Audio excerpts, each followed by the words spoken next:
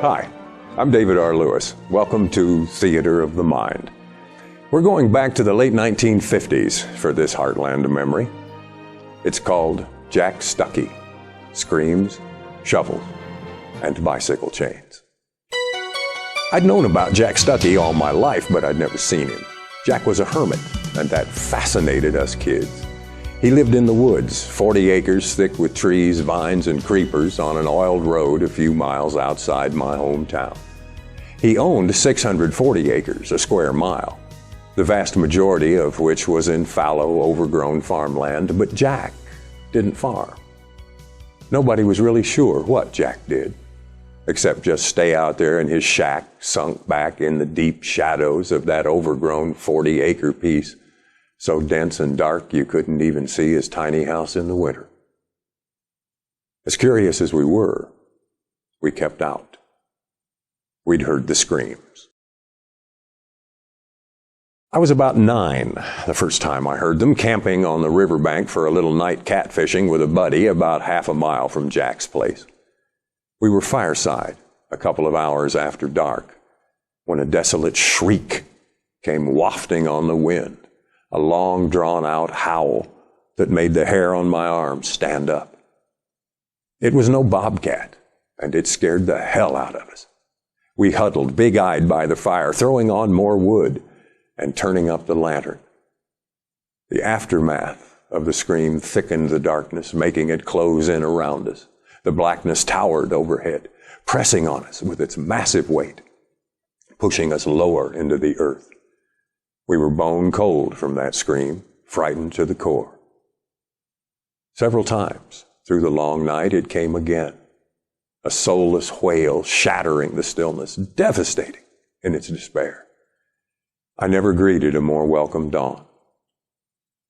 Later that morning, I asked my grandfather about the screams. According to him, Jack had a sister. She was a real educated woman, boy. Taught school out in one of them big colleges in New York or someplace like that. Back afore the war, she lost her mind. And old Jack went out there and brung her home. She lives in that shack with him. I ain't never seen her. He keeps her inside. Used to be she yelled and hollered quite a bit, but not so much anymore, except after dark.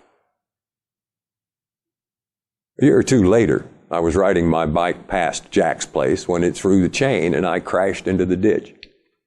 I was sitting in the dirt contemplating my crippled bicycle when a voice cut into my thoughts. It won't roll like that. I jumped to my feet and whirled around. There, standing behind me on the other side of the fence, was Jack Stuckey. He was tall and stick-thin in filthy bib overalls and a tattered shirt, leaning on a shovel. Bloodshot eyes regarded me from under the brim of an old slouch hat. Whose kin be ye? Frank White's my grandpa, I stammered. I ain't seen old Hanky for a spell. Tell him he can hunt that south field this yar if and he wants to. Lots of birds. He set some pliers on a fence post. You're gonna need these yar if and you're gonna get that thing to roll.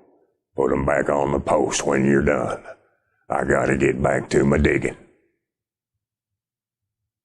I related the incident to my grandfather, who was surprised Jack was going to let us hunt his land.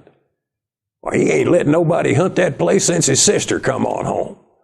Come pheasant season, boy, we're gonna have a time. That land ain't been hunted in 20 years. We can leave the guns at home and take the minnow net. It was nearly the truth. That field was so birdy that fall that our dog just didn't know what to do. Within 30 minutes, we each had our limit of surprised pheasants who'd suddenly lost a lifetime of security. We were in an overgrown pasture behind Jack's shack, walking back to the road when the dog ambled over to the fence and wouldn't come when we called him. We went over to where he stood, tail wagging his head through the woven wire. There, on the other side of the fence, was a low mound of dirt with a crude wooden cross at one end. Cut into the crossbar was one word: sister. The screams had finally stopped. I don't know whatever became of Jack Stuckey. He was still living out in those woods when I left the community. But I wonder sometimes, after all those years he cared for that poor, troubled soul who was once his sister, if the screams ever stopped for him. At least, that's how it seems to me. I'm David R. Lewis. Thanks for spending some time at Theater of the Mind.